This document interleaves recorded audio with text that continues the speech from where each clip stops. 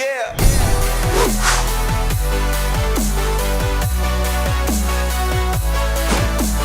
Welcome back to the Gridiron Expert. The Michigan State Spartans come in at number 11 in our way too early top 25 after an unbelievable 2021 season. Michigan State went 11-2 just last year. The lone losses coming to Purdue and Ohio State. The Spartans capping off their season with a Peach Bowl victory over Pittsburgh. Mel Tucker has done a phenomenal job in East Lansing in a very short amount of time, and the Spartans are looking to continue to build on the success they've had under him and build off of the momentum that they carry into 2022 despite having a very difficult schedule. So today, guys, we are here to break down Michigan State's schedule, kind of break down their outlook, big key stretches to look out for, tough games, and whether or not the Spartans will once again be not just a Big Ten title contender, but maybe a college football playoff contender as well. Before we dive into that, thank you guys for joining us here at the Gridiron Expert on YouTube. Please continue to like, comment, subscribe, share our videos. All that stuff helps us out so much and helps our channel grow exponentially in a very short amount of time. So if you love college football, this is 100% the place for you. Take the time to like, leave a comment, let us know how you think Michigan State's going to do. Subscribe to us for nonstop content year-round. So again, guys, we can continue to discuss college football with you 24/7, 365. So we jump into Michigan State here, guys. We'll touch on the schedule in a second. I want to look at the outlook real quick, just from like a personnel standpoint. Obviously, the Spartans were a major shock last year, had a great start to the year, and a major reason for their success with their star running back, Kenneth Walker III. And of course, he will no longer be with the team after declaring for the NFL. Actually sat out of that Peach Bowl against Pittsburgh. They don't only lose Kenneth Walker, they also lose their one of their top wide receivers, and Jalen Naylor was number 2 on the team in receiving, and they lose a decent amount on the offensive line as well. The one thing that actually is going to benefit Michigan State this year is the defense. A lot of defensive starters are coming back, and Mel Tucker has done a pretty solid job of utilizing the transfer portal. Factor in that their quarterback and Peyton Thorne is coming back, and the Spartans may not be left as bad as some people think. Usually when you lose a couple, 2 top players on your offense, lose a couple starters on defense, everybody freaks out. That's not going to be the case in East Lansing. Michigan State is in a perfectly fine position to still remain relevant and still remain an elite contender in a very tough Big Ten, especially in the Big Ten East. When you look at their schedule, obviously it's a little bit tougher than last year. And the one thing I want to point out before we even get into each individual week is the fact they draw tougher opponents out of the Western Division than they did last year. Look at it. Michigan State this year is drawing Minnesota, Wisconsin, and an improving Illinois team all out of the Big Ten West, whereas last year they played Northwestern, Nebraska, and Purdue.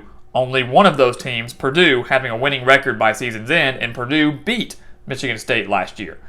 So let's keep that in mind too. The West draws are a lot tougher for Michigan State. And so it's going to be interesting to see how they kind of are able to play that. How well does Michigan State handle that? Because we know they're in the tougher division of the conference, playing teams like Ohio State and Penn State and Michigan and guys like that. When we look at their schedule a little bit deeper, the first 2 weeks will be a great opportunity for this team to kind of get going. Western Michigan, no slouch, can definitely put up some points on the Spartans. Probably going to be a victory, though, for Mel Tucker and his squad. Again, we're not predicting any games today, but we would venture to say that the Spartans probably are going to start 2-0. Be shocking if they didn't. But after that, the next 6 games for us are absolutely brutal. That's not the key stretch per se, but a brutal stretch of games there at Washington, Minnesota, at Maryland, and then Ohio State, Wisconsin, and at Michigan. That is a tough stretch for Michigan State and ultimately will define their season, because if they come out of those first 8 games and going into the month of November sitting with only 1 loss or somehow undefeated, absolutely a college football playoff contender and probably sitting atop the Big Ten East. But the odds are they're probably not going to do that. Again, they get to play 2 of those 3 Western opponents that we mentioned, Minnesota and Wisconsin. Luckily, though, the Spartans do get to host both of those teams. They do get to host Ohio State, despite losing to the Buckeyes 56-7 last year. A little bit of revenge there. And they did beat Michigan last year. Let's keep that in mind. Beat them 37-33 in what I thought was one of the better games of the entire college football season. They get the benefit of having a bye week before Michigan, but they do have to go on the road. They do have to go to the Big House to take on the Wolverines. But again, that 6-game stretch is just going to be so tough. Washington's a team that disappointed last year, but should improve a little bit. Minnesota, Of course, getting there under PJ Fleck, had a pretty solid bounce back year after a disappointing 2020, pretty solid 2021. Maryland certainly getting there under Mike Locksley. We know that his team actually went out and won their bowl game over Virginia Tech, so the offense is starting to click a little bit more for the Terrapins.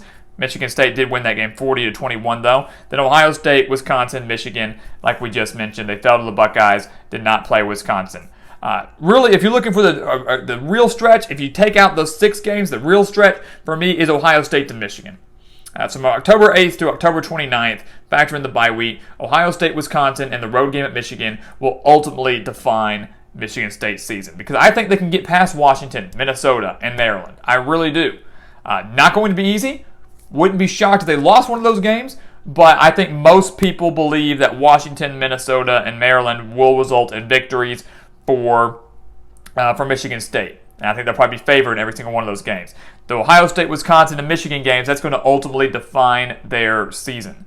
And ultimately will maybe define who wins the Big Ten East, as all of those teams, plus Penn State at the end of the schedule, but all of those teams are going to be in the hunt for that division crown, 100%.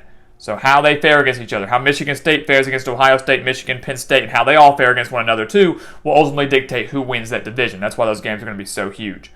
You get out of October, you get the road game at Illinois. Obviously going to be that other West team that we mentioned, Brett Bielema's squad, and showing signs of improvement, just missing out on a bowl game last year. And after the game against Michigan, whether Michigan State is riding the high off a win over the Wolverines or down on themselves after a loss, they cannot afford to slip up to an Illinois program that is absolutely capable of pulling off this upset. Rutgers, they beat them 31-13 last year. Indiana, they beat them 20-15, despite the Hoosiers only going 2-10. Rutgers and Indiana both should show major signs of improvement in 2022, but both those programs having to come to East Lansing, and Michigan State right now definitely the better team. They closed the year out at Penn State. They beat the Nittany Lions 30-27 last year. We've seen some classics between the Spartans and Penn State in recent years. And this game at the end of the year, once again, could dictate maybe who wins the Big Ten East. A New Year's Six bowl spot could possibly be on the line. There's a lot of factors that could be going into this game depending on how the Spartans have fared against really Ohio State and Michigan, and obviously the same for Penn State, how they fared against Ohio State and Michigan prior to this season finale.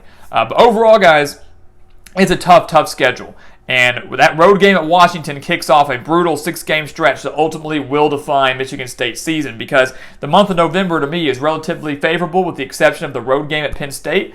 It would not surprise me to see Michigan State be 3-0 in the month of November before taking on Penn State, and that one is always a toss-up.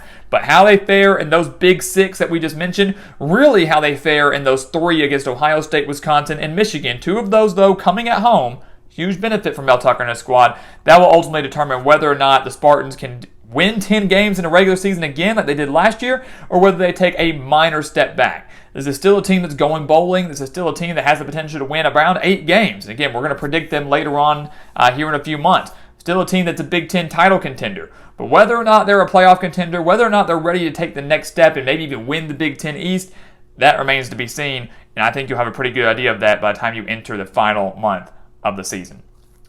So guys, as always, thank you so much for watching us here at the Gridiron Expert on YouTube. Make sure to continue to like, comment, subscribe, share our videos. We are now entering the top 10 of our schedule preview, so only 10 left, and then we're diving into our next series.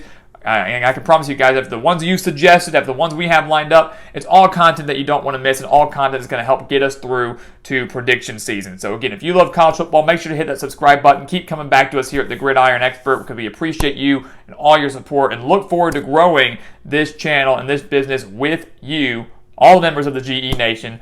And once again, guys, as always, thank you so much for watching, and we'll see you next time right here on the Gridiron Expert.